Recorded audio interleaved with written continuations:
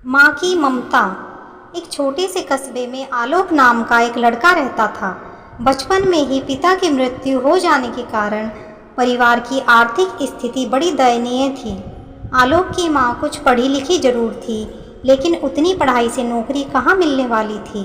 इसलिए घर घर बर्तन मांजकर और सिलाई बुनाई का काम करके किसी तरह अपने बच्चे को पढ़ा लिखा रही थी।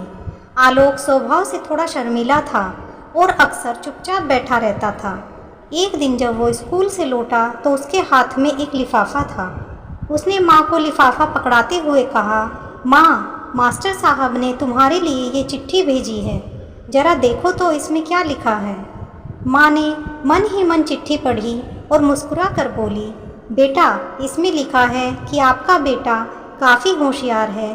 इस स्कूल के बाकी बच्चों की तुलना में इसका दिमाग बहुत तेज है और हमारे पास इसे पढ़ाने लायक शिक्षक नहीं है, इसलिए कल से आप इसे किसी और स्कूल में भेजें। यह बात सुनकर आलोक को स्कूल न जा सकने का दुख तो हुआ, पर साथ ही उसका मन आत्मविश्वास से भर गया कि वो कुछ खास है और उसकी बुद्धि तीव्र है। माँ ने उसका दाखिला एक अन्य स्कूल में करा दिया।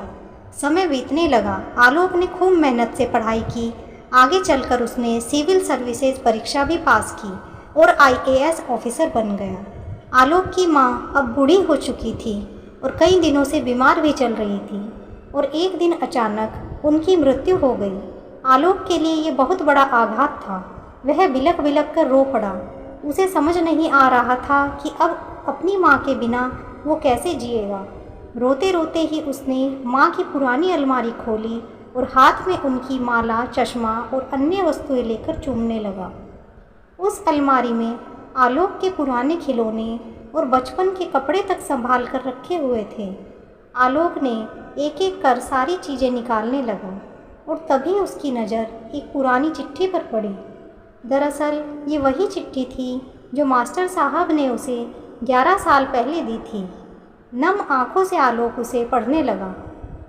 आदरणीय अभिभावक, आपको बताते हुए हमें अफसोस हो रहा है कि आपका बेटा आलोक पढ़ाई में बेहद कमज़ोर है और खेलकूद में भाग नहीं लेता है।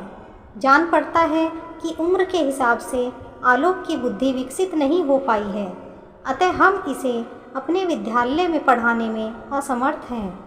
आपसे निवेदन है कि आलोक का दाखिला किसी मंदबुद्धि विद्यालय में कराएं अथवा खुद घर पर रखकर इसे पढ़ाएं। सादर, प्रिंसिपल।